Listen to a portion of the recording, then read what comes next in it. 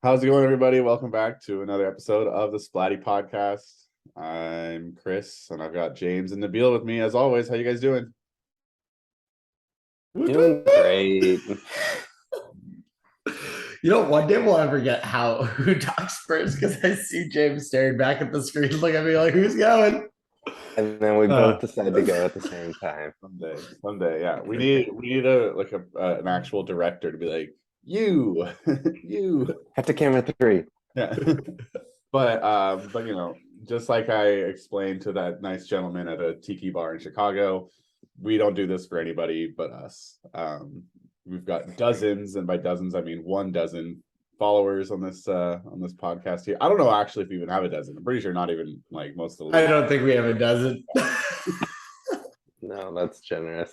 Yeah, maybe 4. maybe. But more creators than fans. But yeah, what's going on? How you guys feeling after the draft? Nabil, why don't you go first? Ooh, nice, good pass off. I feel good. That was obviously a great trip. It was nice to kind of see everyone in person again.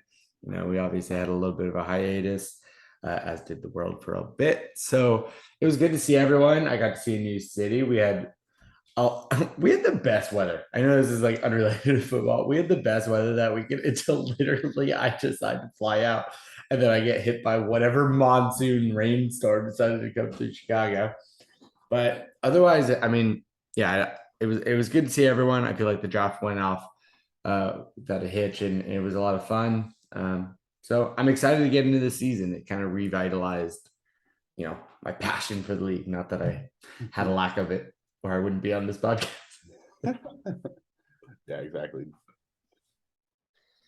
Yeah, I echo pretty much everything. It was great. I hadn't been to a draft since the one at Hoyt's in like 2016, 2017. So it was just great seeing everyone I hadn't seen in a while. And yeah, I had a hoot and a half. It was so fun.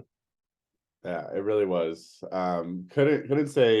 Couldn't agree more on the weather though, Nabil. Like we planned a draft for like late August in the Midwest.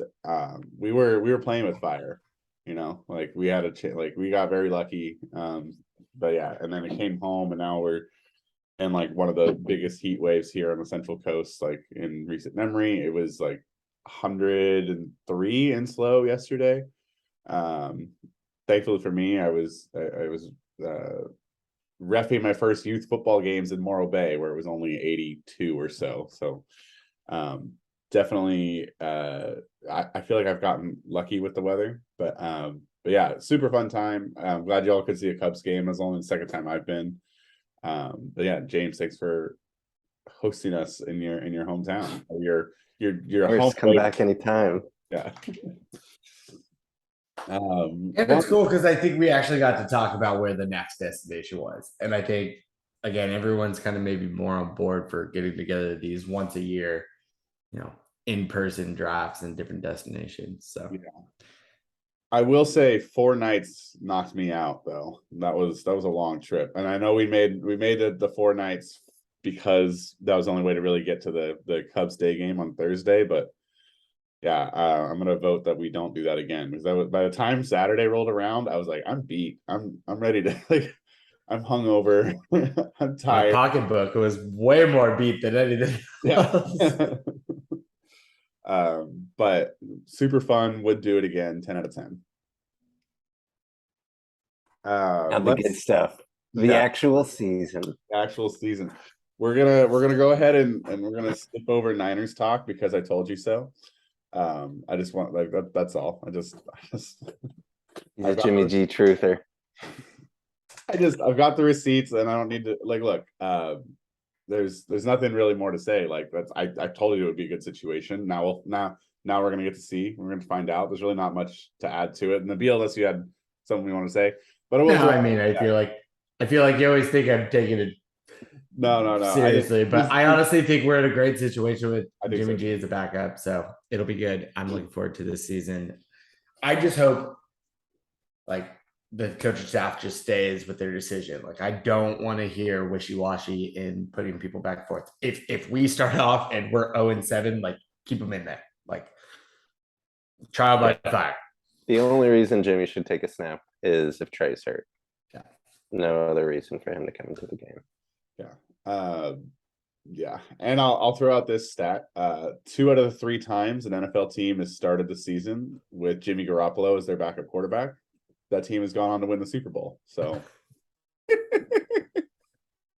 Yeah. Anyway, moving on. How do you guys think? Like, let's just like we haven't talked really, at least not on the podcast since keepers were done. Like, what were your guys' takeaways from Rule 9? I know Nabil, you were saying it's hard to look at the board and see everything now, but if you want, there's I can kind of guide us through, but just your overall thoughts on how Rule 9 went. Nabil, if I recall correctly, I don't think you've got any players from it, and James, you might have only got 1 or 2 out of Rule 9, but just kind of your thoughts going into the draft. Let's time capsule it a bit. Like what were your takeaways at that point? What were you thinking? James, why don't you start this one? Yeah, I think keepers in general, we nailed it pretty dang. I think there's only maybe 1 or 2 that we didn't correctly predict in the last pod. But Rule 9, I think we're at a place now where people are, it used to be looking for a deal. And if someone's a 12th round keeper, trying to get them in the 8th round when they normally go in the 6th. And it's quickly changed into getting your guys and overpaying for your guys. I think Kyle Pitts in the 2nd, I was surprised. There was a few where I was like, damn, like I thought I overpaid and someone paid like a whole round ahead of me. So I think we're hitting a place where someone can walk out of Rule 9 with a starting roster for the season. And I know there's rumblings draft weekend of Rule 9 needing to get changed. Yeah, I mean, I think I share a lot of the same sentiment of the keepers. I think the keepers we didn't nail were trades that literally happened after we recorded. Yeah. And I even thought back like after we recorded, I'm like, well, I don't really love some of the opinions I had on some of the strategies, so it made a lot of sense. So I think the keepers was like, all right, this is gonna be good. I think it's gonna set up well for the Rule 9. I kind of agree with James too. I feel like most of the Rule 9 pick bids I felt went as they should have. I think there was a couple reaches, but again, it's hard to put yourself in other managers' shoes, not realizing kind of maybe what their needs are and what their roster structure that they think is going to be their winning strategy. I do have to give Chris a little bit of a hard time leaving, with 3 quarterbacks, but I think you also got enough of it over the weekend. So I'm not going to like drill it too hard, but I do actually think that I understood what your thought process was. I think the one that I thought was just a reach, just based on the amount of depth that it took away, or like the talent pool that you could have got in the 4th round with Joe Burrow. I think we'll see how it comes out. You believe, we talked about it, you believe that Joe Burrow is worth that 4th, then pay that. It just I pulled up the board, put it in standard mode, and just was looking at like other potential depth pieces. And in that 4th round, that was Gabe Davis, Allen Robinson, Metcalf, Chris Godwin, Dameon Pierce, who's kind of this hot name on all the podcasts now. So it looked like there could have been depth pieces, but obviously you weren't even sure if you were or were not going to get that. I just think it's a high pick for Joe Burrow, but for a guy who doesn't run.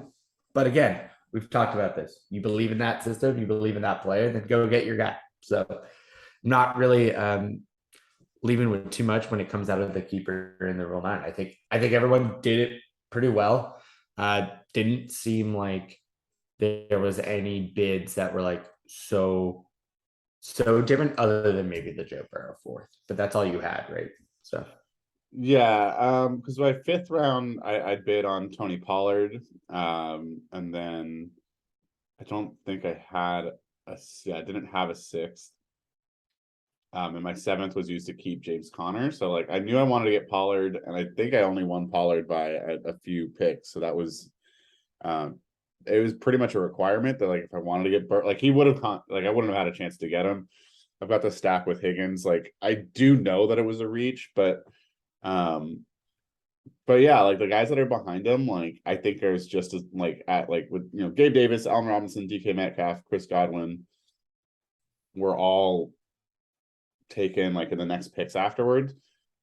Like honestly, it's just a matter of like, hey, like do I want to go for someone I think is going to be an elite quarterback when I've got the wide receiver slots locked up? Like I recognize that it is a gamble, but we'll see. We'll see. I'm also like the way that my team's set up this year, like I kind of have to just like I don't have any like real like superstars. I'm not set up to just immediately like dominate the league for a repeat. I sold a second and third round pick. So I'm okay with taking guys that are like maybe poised for a breakout season, like whether that turns into trade value or maybe if I have enough of them, it turns into an actual playoff run again. So I'm like on the cusp of like I'm not sure what I want to do. So yeah, I recognize it's not great. I'm honestly more upset that like I thought throwing a 10th and 11th at Rodgers and Brady, I was like, oh, like one of these will get like I was like, I'll get one of them. And then I got both.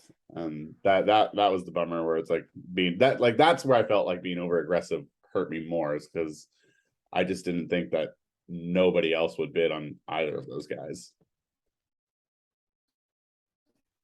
Yeah, I think it's just dude said.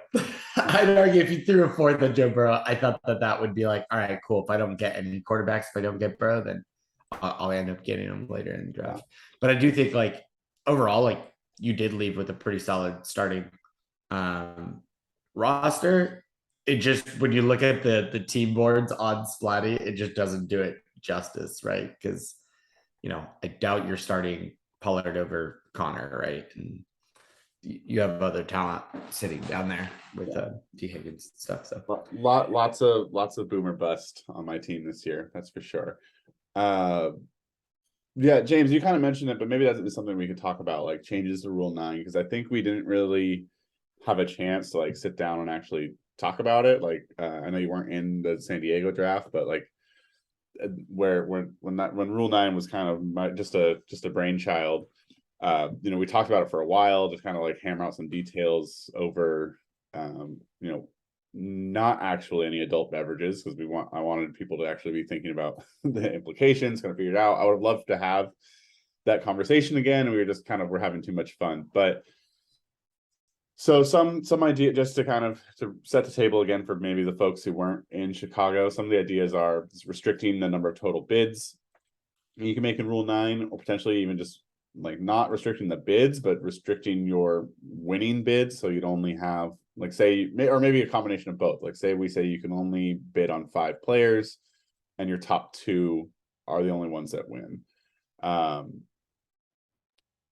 What are we thinking, like as far as like changes to Rule 9, how they affect the league? How, we have an extra keeper now. The draft took under 3.5 hours, which was one of the, I mean, like that's on pace with like when we were first starting to get our draft, like that's like an online draft time. Like I mean it's not quite, because online draft with like the 90-second clock definitely pushes you through. But thoughts about like tweaks to the rules. Obviously we don't need to like make any brash changes right now, but I would like to, we've talked about like, hey, let's not change Rule 9 until we have a few years under our belt, and now we have a few years under our belt. So Nabil, what do you think? I think right off the bat, I mean, unless you could pull up the data, well, I guess I can too. I had it open, but how many people on average or I guess who had the most number of players leaving Rule 9? Like out of like just who won the most bids? I did. And how many players was it? I think I won like 4, 6, maybe 5. 1. So I think like limiting the number of players to say 2 or 3, but doing it in a like, I know you hate this, not necessarily reusing one pick and do it ranked based that way, but just rank basing your actual bids. The same process that we have now, where it's like 5 different picks that you apply to get players, just in this hypothetical, then you'd rank them. Who is your like first, second, third? It is a little bit more work for you on your end. I think we realize that you do a lot during this time to help it. So naturally it would be more work, but rank basing those bids and then allowing people to generally leave with the same amount. Because I would say that it does kind of suck not being able to leave rule 3 winning anyone, but totally understanding that like that is also part of this current process. Yeah. But I think it also will equal it out because I don't know. We're starting to get where rule 9 starts taking a lot more players out of the pool, and it kind of takes away from the draft a little bit. But I think we're finding a sweet spot. But I don't necessarily think I want to change too much more than maybe just limiting how many you leave with. James, what do you think? Yeah, I think similar. I think like the only concern, I think it's really fun, and I don't want to get rid of Rule 9. I think it's like such a fun, unique thing to this league, and everyone clearly looks forward to it. When we're texting Chris 15 minutes after he said results are up and checking the clicky board as you're adding it, and it's chaos and it's so fun. But yeah, I think like the one thing that needs to change is someone shouldn't leave with like 10 players already on a roster and then draft day sit around. So finding a way, if that's a cap, if that's, yeah. And imagine that would have helped you, Chris, right? Like let's use your example again. Like, had you had your 3, you probably would not have left with 2 quarterbacks. Yeah. Probably lower on your list for those other 2. Mhm. Right. So I think that's like the perfect example. Maybe you would have left with 1 extra quarterback and left Rule 9 with 2. But in the end, I think that's what could be the next evolution. Otherwise, I think one of the ideas was adding another keeper, or like I love the idea of eventually we do start to evolve to holding more players. I think it gives some people more flexibility and maybe encourages more like off-season trades. But like we don't want to get to a point where like we get to the draft and everyone's picking like 4 players, right? So there has to be that balance. And I don't think we'll get there because the amount of people dropped and added. I would say it seems like a lot of people's strategy, even this year, myself included, was like, let's just find those big home run players. And if you have to drop them, you drop them. As soon as you drop them, they're ineligible. So like maybe we'll have less of a pool to pick from now because people are trying to get the home runs. And then if they don't hit right away, choose your next player. Yeah. I'm thinking that overall limiting like how many players someone can walk away with to 5 would be kind of the sweet spot. So maybe that means like maybe you only like so instead of it necessarily being like, okay, you get 3 keepers and 2 Rule 9s, like you can keep up to 3, and then like say for whatever reason you don't have, you can only use 2 keepers, like you can get that extra Rule 9 slot, but like essentially you walk away with no one having more than 5.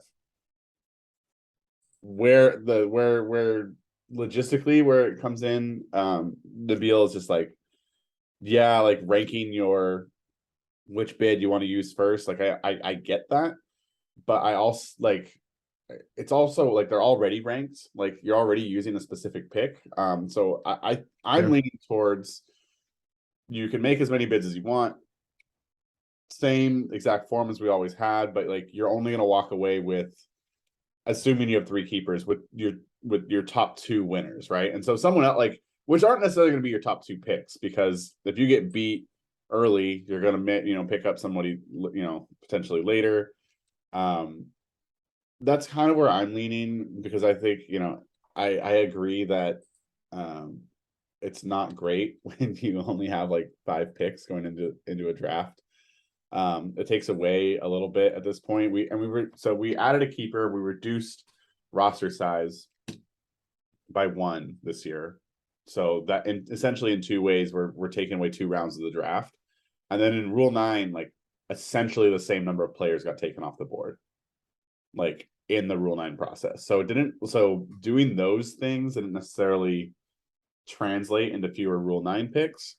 And I think it'll add, like, it kind of get us back to like a little bit more of that strategic thinking with Rule 9, where now you're not just like, like Justin Tucker now, like, sure, you might throw a flyer on Justin Tucker still. Like, why wouldn't you, right? Like, um, but you're much less like now it's like throwing on Justin Tucker because like, hey, if you don't win any Rule 9s, like at least you'll scoop him up in the 14th.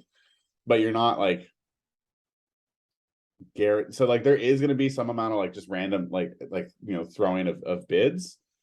But you're also like, oh yeah, but I didn't get Tucker because I won Burrow and somebody else, right? Like I'm only at 2. So it changes the strategy at the top, which I think is the more interesting part of Rule 9 or really any draft. So yeah, I think that's something that hopefully we can talk about like in the next like couple days here next week, like and maybe solidify that as a league. Because I'd like to have everyone knowing rule changes before we like start the year. But how would you both feel about like changing those rule? Like, is this a rule change that is drastic enough, or we need to wait for the 2024 draft, or can we make this change this year, in your opinions? I think my only thought is because we're starting to, I think, figure out Rule 9 and we're paying higher costs. I think it might be interesting to play it out this year and see what it looks like next year and then make the change for the following season. Yeah. Or something even with if someone's kept in Rule 9, their keeper value is not as good of a value as keepers, like they're sped up. I don't know, something there. But regardless, I think like let this season play out, see how it goes, and use that to inform the decision going into next year. I don't really think there has to be that. Personally, I'm just doesn't need to change that much. Just limit the number of players that people can walk away with. I haven't found an issue with the process in general. Like I think it has been fine. I think the whole idea of Rule 9 and impacting the keeper value is maybe a little steep since that's kind of what I think Rule 9 is fun for. So Yeah, I mean that's kind of the point, right? Like, I mean, I grabbed Burrow in the 4th, but if he pans out like next year, like he's a 7th round keeper, right? right. Like there's a good chance that that's a 2-year bid. But that's kind of, James, that goes back to the original debate on how we were going to treat Rule 9 players, right? Like, and part of the appeal was you get their original keeper value that some other owner didn't, or some other manager didn't want to have. You'll use whatever bid to get that same contract, right? Like, so yeah, I think it's all worth looking at. I think if we made major changes like that, James, like then we definitely like if we're okay, keepers are now our Rule 9 players now going to act differently post draft, then yeah, we got to change change that for a couple years out. But to Nabil's point, like if it's just limiting total number, like I do think we can just make the change. And that's probably what I'm leaning towards. It's like keep the Rule 9 players same as keeper value schedule like that. It's less work on my end again, like to maintain and track all that. So yeah, expect if you haven't listened, maybe I'll let the pod sit for a couple of days, but there's probably a group me message before Thursday's kickoff about changes to this. So yeah, Rule 9 happened, draft happened. I don't necessarily think we need to do a ton of draft analysis. Like it went pretty much how it always goes. Like there was nothing that really stood out to me as far as like big reaches or surprised that players went like super far down in the draft. Everything pretty much went according to plan. But yeah, let's look at the season, like how looking at everyone's rosters, because again, draft position doesn't matter. Like who are your favorites? You think? I mean, obviously, we talked about how Yahoo said that Ryan Rocha is going to go like 13-1 or something. How are we feeling? What's your outlook? What's your predictions and outlook on how the season's going to go? I am personally not super happy that I'm in the same division as Devin. His team is scary, and I have to play in week 1. Yeah, I think Devin definitely has a team that is.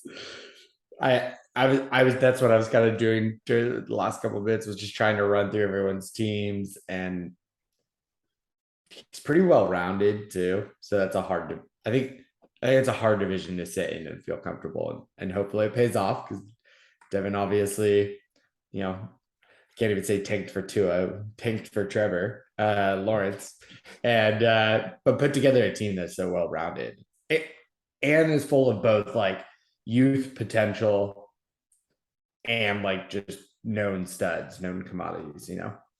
Yeah, he made the Damian Pierce pick before Marlon Mack was cut, on top of like an already stacked roster. Yeah. That's the one I think that's gonna really like be like influential towards Devin's team, like kind of being injury proof and like it just like solid every week. You know, he might have some bad like everyone's gonna have bad fantasy weeks, but it's like, okay, now he's got depth on top, like because he also has Rashad Penny, who's now the starter in Seattle. Like looking at Devin's roster, I count Mahomes, Barkley, Elliott, Kelsey, and Michael Thomas, all his guys. Like that's 5 players who, like, in the last 3 to 5 years, at one point or another, have been first round picks. Like not in necessarily in our league, but like that they've been like, okay, that's a first round pick. 5. Yeah, Like it's not like any of them are like past their prime, except for Michael Thomas, and that's a complete flyer. So yeah, it's wild how stacked his roster could be. Yeah. Yeah, it's gonna be. He's got the stacker, Kelsey, Mahomes. Yeah, sorry, James. Yeah, it's gonna be a brutal week 1, because you might be lucky. Maybe everyone that we think is gonna be good just like drops the ball right off the bat. It's hard to look at that team and see that. Like, I think everyone's floors are relatively high that he could be starting. I'm not looking at his current starting roster. I happen to have just clunky draft up, but yeah, I'm looking at everyone there, and it's like at least a double-digit floor for almost everyone there, you know. And so, good luck. Yeah, and it feels. I mean, anytime you have Travis Kelsey as your tight end, like especially in a PPR league, like you're just gonna have like you're gonna be like better in the tight end matchup, like pretty much than anyone. And on top of You're that, gonna have a lot of fun. yeah, yeah. And on top of that, you get Mahomes. When like at the draft, we were talking about like, oh, like excuse me, does Devin go Mahomes here? Does he grab the stack? And then like he didn't. I can't remember who he drafted instead. And like 5 picks later, he grabs Mahomes. Like, okay, yeah, there it is. Like, so yeah, Devin's team is stacked. Technically, James, you have the Yahoo projection right now. That's because Devin doesn't have a kicker yet. I know. I felt good for a second. Also, how do you feel about? I mean, the Rams defense, I think in general is going to be a good defense for you. But are you a little nervous starting them against the Bills on opening night? I am, and it's the game of like, do I sit tight week 1 with the Rams D and like see what happens, or do I like already start the week to week defense stream and like have 2 defenses on my roster week 1? It's just not. I don't know. I might make a change. It's a situation I'm just not happy about. One thing that is interesting about the Rams Bills matchup in particular that I think we'll see this come into play because of how, honestly, just because of how good both teams are and how aggressive both of them are, is we've added a point for team defense for 4th down stops. So I feel like you've got a chance to like scoop up a couple extra points there that maybe you wouldn't have, and I don't know if that's calculated into Yahoo's projections. Because I feel like both teams, like, you know, obviously you give up a score, it's bad, but I feel like both teams in that game are the very aggressive types who are going to be going for it on 4th and short a lot. They're also going to convert them a lot. But maybe that's one way, even in a high scoring game, if you can steal some points late, which I think as long as we're going to keep defenses and kickers in the league, I think makes it a little bit more fun. And then with the prevalence of teams going for it on 4th down now, like it is a really big, like important part of the game to get those stops. So, Yeah. so yeah, good luck to you. I don't think you have a team that maybe doesn't have as much like overall firepower as Devin, but you've got McCaffrey, you've got Trey Lance, like you've got some studs, you know. I'm not even gonna call it shock the world, like, you know, just go out there and compete. I'm supremely confident with this team. I feel like I've got sneaky depth, some guys who could go off. I'm feeling all right, but I just wish maybe I could get Devin week 3, get the locker room gelled, and then take on the Giant. Definitely. I was gonna argue that I do think like the 3 teams on the board that I think are kind of the most well-rounded and set for success is probably Devin, then yours, and Rocha's, or it's some sort of 3 in that. I'm gonna pull myself out, even though I feel like pretty confident in my own team. But I do think this matchup is probably going to be your hardest in the beginning. You have like I think a good balance of like, again, proven studs and people who, if the hype for them is what it's been pre-draft and they meet that expectation or even just fall like a percent below, like you're gonna be totally fine. And this will be probably your hardest week. So I hate to say it. You're gonna do pretty well, kid. Oh, thanks. Yeah, Nabil, you're actually currently the Yahoo's pick as far as projected for the highest week 1 score. Interesting name choice as well, just going right after Hoyt with the Kamara's curse. Any plan? First of all, any plans to change up the team name, or are you just going to be piggybacking off of Hoyt's team name the whole season?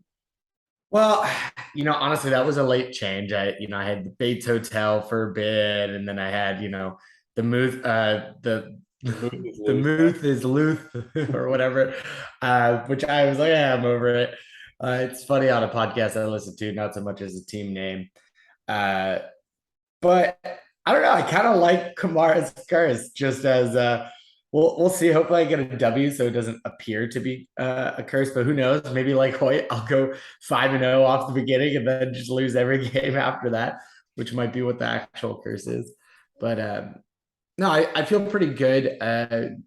Obviously right now I'm kind of putting in everyone who I think is probably the top score on my team. There might even be some last minute changes, but I mean, if I'm being honest, I'm nervous about Elijah Mitchell, man. Like as a Niners fan, I wanted a Niner this year. He was the one I was kind of back and forth. I think it was between Kettle and him, but I just hope he's good. I think it's nice he's your 3rd running back. I think that's like the situation you need to have with him is you've got 2 studs ahead of him and then a week with a good matchup and you know that he's healthy and getting a bulk of the carries, he could blow up. Yeah. I will say like the like name recognition or like brand recognition, whatever you want to call it, on your roster, Nabil, is like incredibly high. Like I'd say Rashad Bateman is like out of your starting lineup right now. It's like the least known name compared to Russell, Chase, Kamara, Fournette, and he's not necessarily the worst player, but like, and maybe right. maybe Freiermuth is less known than Bateman, but like the name recognition of your team super high. Like Fournette has a chance to have a really great year again. I don't know what the deal is with Tom Brady missing camp and all this stuff, and the people thinking it's going to be a distraction. Look, the Bucs are going to win 12 or 13 games. They're going to be really good. Fournette's going to get the ball a lot. Like everyone can shut up about like that being a problem. Like that's just people trying to make stories. Kamara, like same thing as far as like he's going to be really good as long as he's healthy, right? Like, and he's got all the legal issues, whatever. Like the team's got. I don't need to shit on Russell Wilson anymore, but like your team has like a ton of just like name recognition. Like, where if you showed this roster to like, I don't care what format your league is in, like whether PPR, non PPR, bonus, like you show this like this fantasy roster to like any casual fantasy fan at a bar, they're gonna be like, oh yeah, solid, your team's stacked. So I'm gonna go as if we're predicting who's gonna do well, like Nabil, you can't keep yourself outside of the top 3. I think I think Devin just has this, the pure firepower. I think you and James and Rocha are kind of in this like that next, like the two of you and Rocha are in that next tier of like you gotta be.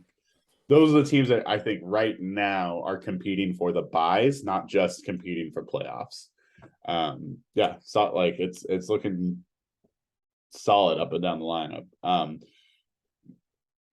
And I would say, like, going up against Ryan, I think Ryan's projections, I don't know, it's kind of hard when you sit there. It's like, it's the first week, right? Like, we never know anything about these players, but yeah, he's not playing a defense. So right now he's probably sitting with like at least maybe 8 more points at a 122, 10-point deficit.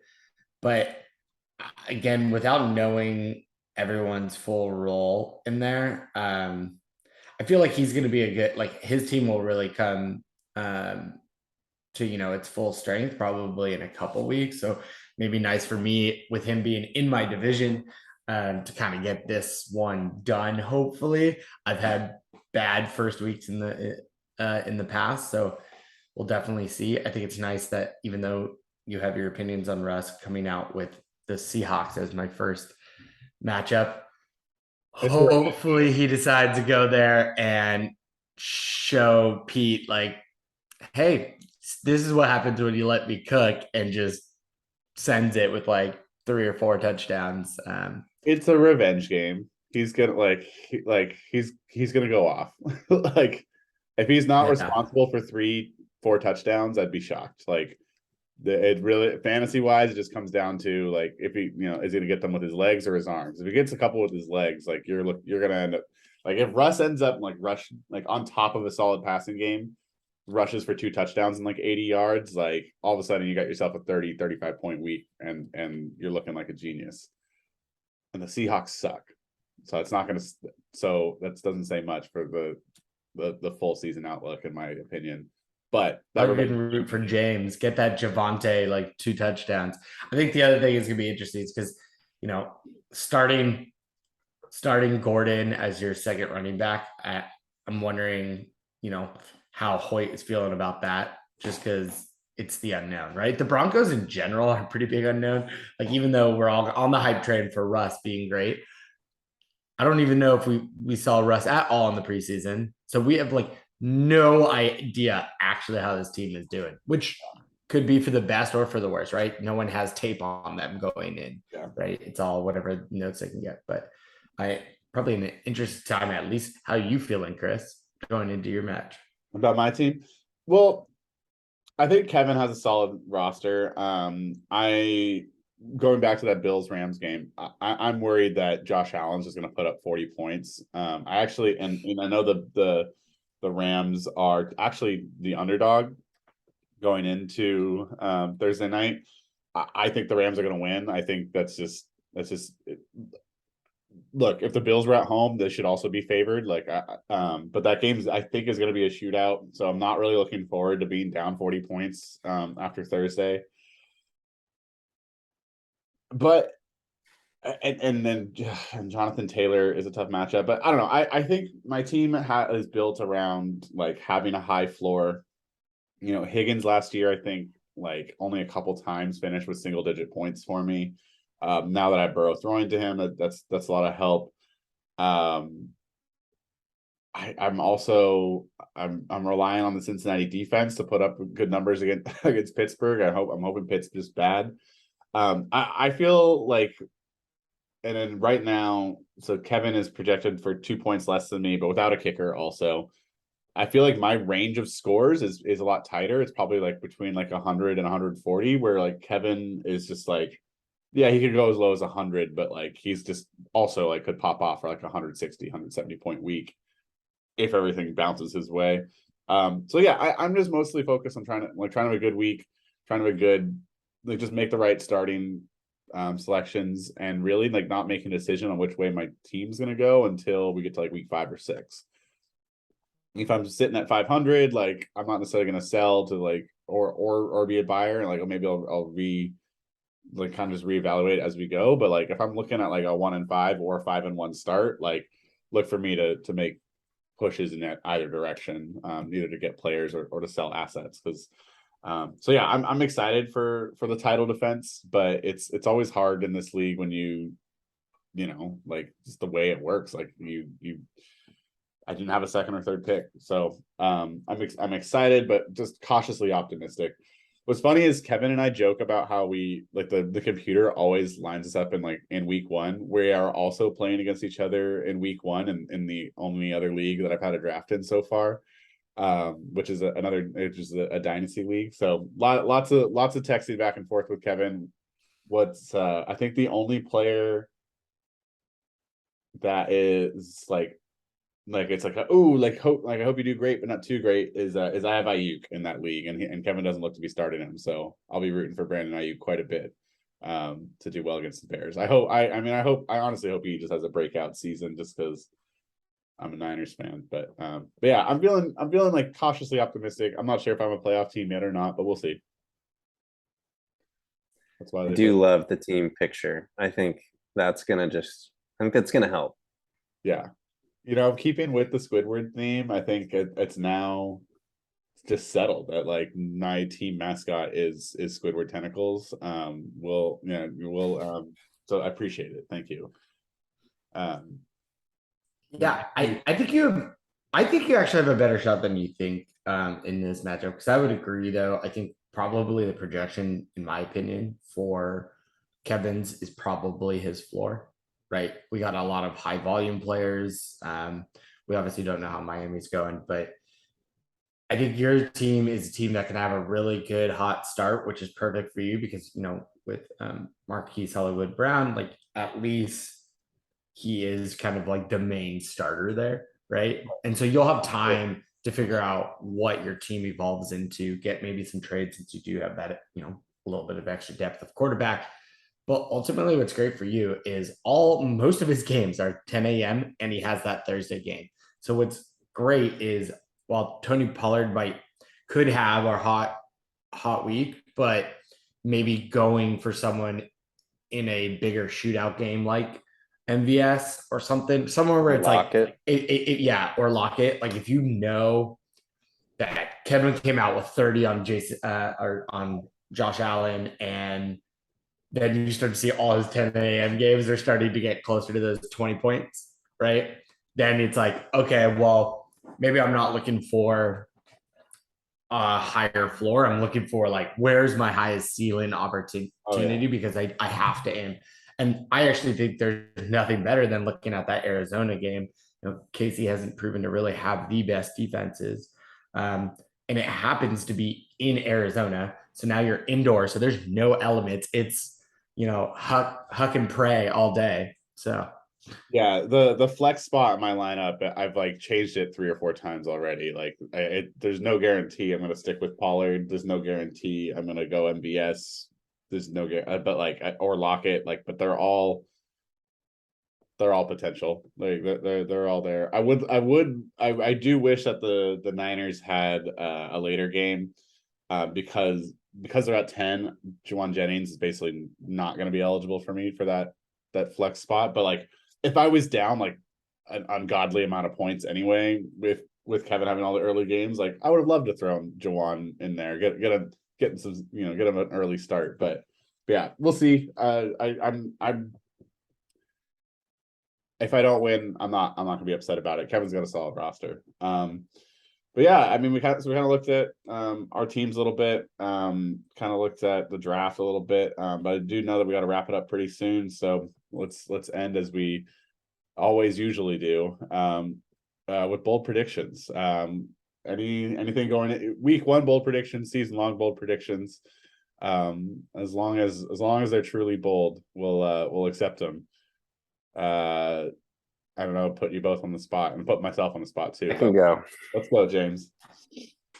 Week 1 in my hometown of Chicago, Illinois. Trey Lance puts up a combination of rushing and passing touchdowns for 5 total touchdowns.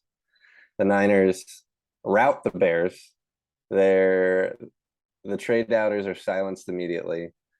And I beat Devin by 20 plus points. I think that's called manifesting. Good. So best of luck to you. Nabil, what about you? I'm gonna say I have anything bold. I would like to. It's more of like just a prediction. I'm gonna probably just stay generally on my game, just because the amount of research we've done ahead of this pod was probably lower than maybe we kind of do other weeks.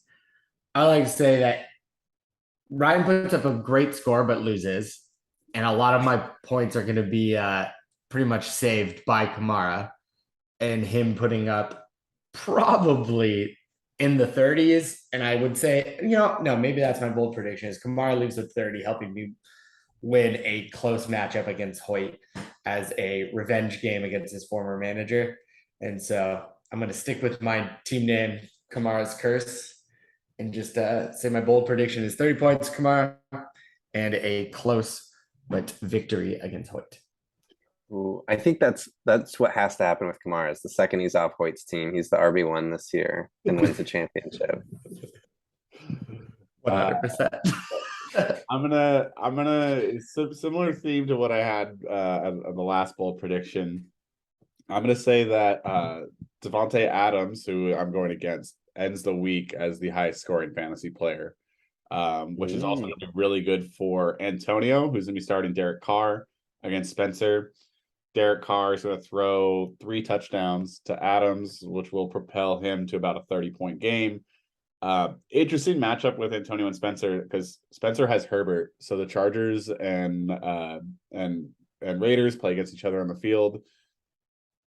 Carr and Herbert play against each other in the fantasy field.